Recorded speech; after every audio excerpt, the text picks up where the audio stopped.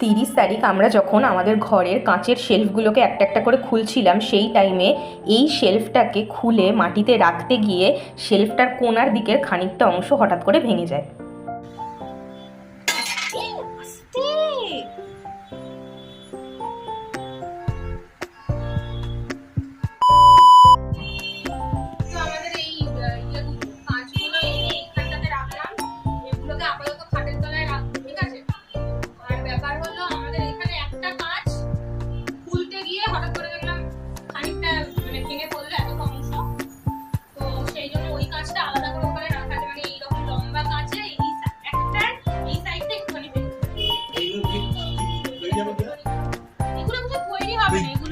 ইয়েতে রাখবো, মানে ঘরটা হয়ে যাবে তখন আবার লাগিয়ে দেবো। তোর দাবি কি?